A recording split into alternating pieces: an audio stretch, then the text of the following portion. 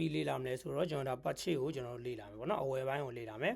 သူ့မှာဆိုအဆင့်5ဆင့်ရှိရပေါ့နော်နံပါတ်1ဘယ်ကစလဲဆို quotation ကျွန်တော်ဒါဈေးနှုန်းစုံစမ်းတဲ့အဆင့်စရတယ်ဒီမှာတော့ဒါမသေးကြသေးတဲ့အခြေအနေပေါ့နော်သေချာသွားပြီဆိုကျွန်တော်ဘာလုပ်လဲဆိုတော့ကျွန်တော်ဒါ purchase order ဆိုပြီးဒါ PO တင်တယ်ဒီ PO တင်ပြီးရတယ်ကျွန်တော်ဒါ receipt လုပ်တယ်ကုန်တွေလက်ခံရမယ်ပြီးတော့မှကျွန်တော်တို့ဘေးဖွင့်မယ် payment လုပ်ပေါ့နော်ဒီလိုအဆင့်5ဆင့်လုပ်ဆောင်တယ်အဲ့တော့ဒီ quotation နဲ့ purchase order purchase အထဲမှာရှိတယ် receipt ကတော့ဒါက inventory app ထဲမှာရှိတယ် bill and payment ကတော့ဒါ accounting app ထဲမှာရှိတယ်ပေါ့နော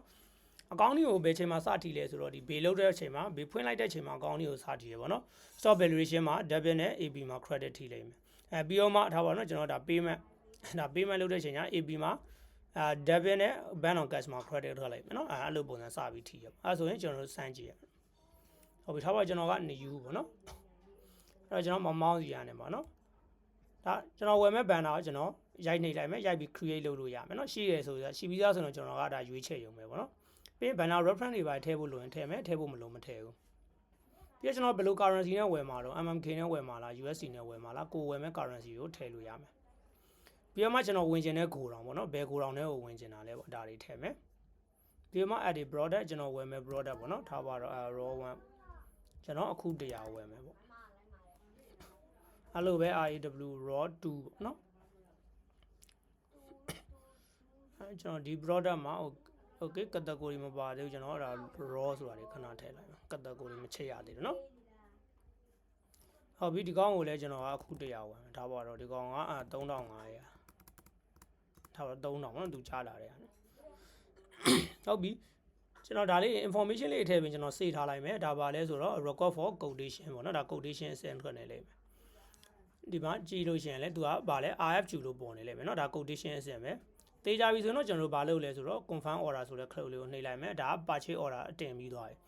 purchase order တင်ပြီးဆိုတာနဲ့ဒီဘက်မှာ receipt လုပ်ဖို့ဟိုပါနော်ပေါ်လာလိမ့်မယ်အဲ့ချိန်မှာကျွန်တော် receipt လုပ်မယ်အဲ့တော့ဒီရှက် demand ကဒါဘာလဲဆိုတော့ကျွန်တော် order quantity ဒီကောင်ကဘာလဲဆိုတော့ကျွန်တော်ဒါလက်ခံရရှိတဲ့ရပါတော့တကယ်လို့လာကျွန်တော်ဒီကောင်မှာ90ပဲရတယ်ပဲဆိုတော့ဒီကောင်ကလည်း90ပဲရဒီတစ်ခေါက်မှာနော်ဒီလိုပုံစံထွက်လိုက်မယ်အဲ့ဒါဆိုကျွန်တော် validate ဆိုတဲ့ cloud ကိုနှိပ်မယ်နှိပ်တဲ့ခါကျရင် system ကျွန်တော်တို့မေးတယ်ဗောနော် create back order ထားမှာလား no back order ထားမှာလား create back order ဆိုတော့လာရန်ရှိသေးရဗောနော် no back order ဆိုရင်တော့ဆက်မလာတော့ဒီလိုပုံစံထွက်လိုက်ကျွန်တော်ဟုတ်ပြီ create back order ဆိုတာလေးကိုနှိပ်လိုက်မယ်ဒါဆိုတော့သူလာအောင်မယ်ပေါ့အဲ့ဒါဆိုကျွန်တော်ဒီ PO number လေးကိုနှိပ်လိုက်မယ်ပုံမှန်ဆိုဒီ receipt က1ပဲထွက်နေတာเนาะဒါဘာလို့2ထွက်နေတာလဲကျွန်တော်2ကြိမ်ခွဲပြီးလက်ခံတဲ့အခြေအနေပေါ့ဒီမှာဆိုကြည့်လိုက်ရင် ready ဆိုပြီးနောက်ထပ်တစ်စောင်ထပ်ပြီး system auto generate လုပ်ပေးထားလိမ့်မယ်ဒါဆိုရင်ကျွန်တော်ကလက်ခံခြင်းတယ်ဆိုရင်ဒါကျွန်တော်ဒီကောင်လေးကိုနှိပ်မယ်နှိပ်ပြီးတော့ validate ဆိုတာလေးကိုကျွန်တော်နှိပ်လိုက်မယ်ဒါဆိုလဲကျွန်တော်ဒါနောက်တစ်ကြိမ်ထပ်လက်ခံလိုက်တာပေါ့နော်အဲ့လိုပုံစံထွက်လိမ့်မယ်ဟုတ်ပြီဒါဆိုရင်ကျွန်တော် quotation တင်ပြီးပြီ purchase order ဖွင့်ပြီးပြီ receipt လုပ်ပြီးဘေးဖွင့်ရတော့မယ်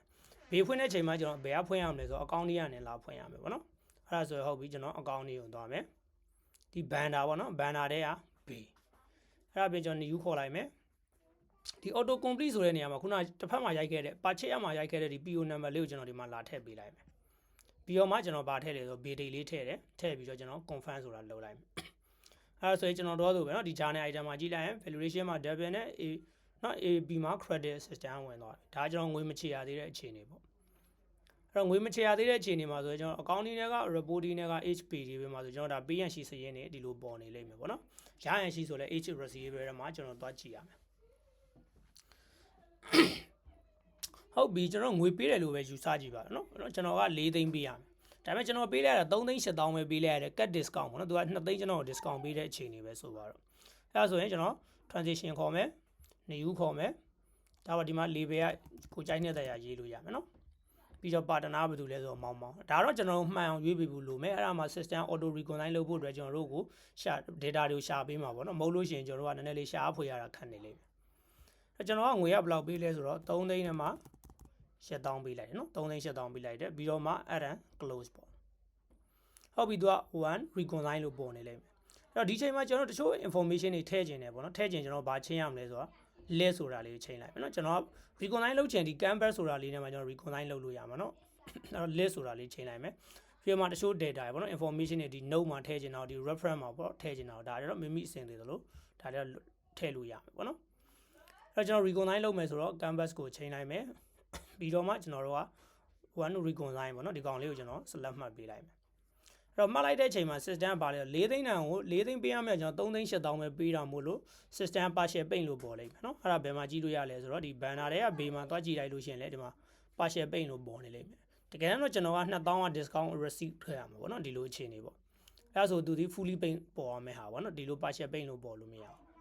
အဲ့ဒါဆိုကျွန်တော် dashboard ကိုတွန်းသွားမယ်ပြီးတော့မှဒီ set လေး30ကိုနှိပ်မယ် transition ကိုနှိပ်မယ်ပြီးတော့မှ canvas ကိုချိန်လိုက်မယ်ဒီဟာလေးပေါ့နော်ဒီ set လေးပြီးတော့မှဒီ edit button လေးခေါ်လိုက်မယ်ဒါဒီ fully ပိတ်မှာဆိုပြီးတော့ကျွန်တော်နှိပ်ပြီးတော့စေးလိုက်မယ် okay အဲကျွန်တော် refresh တစ်ချက်ခေါ်ကြည့်လိုက်မယ်ဟုတ်ပြီနော်ဒီမှာ2000ဆိုပြီးနော် system ကတစ်ကြောင်းထပ်ပြီးဆင်းလာတယ်နော်2000ဆိုတဲ့ဟာတစ်ကြောင်းဆင်းလာတယ်အဲ့ကြမှာကျွန်တော်ဘာလုပ်လဲဆိုတော့ဒီအဆက်လေး30ကိုနှိပ်လိုက်မယ်အဲ့ချိန်မှာဘာလုပ်မလဲ set account ဆိုတာနှိပ်လိုက်မယ်အဲ့ဒါဒီ CSH cat discount gain ပေါ့နော် cat discount gain ဆိုတဲ့ဟာလေးကိုကျွန်တော် select မှတ်လိုက်မယ် okay အဲ့ဒါဆိုရင်ကျွန်တော်ပြန်ပြီးတော့ကြည့်ကြည့်မယ်ဒါဆိုနော် period မှာ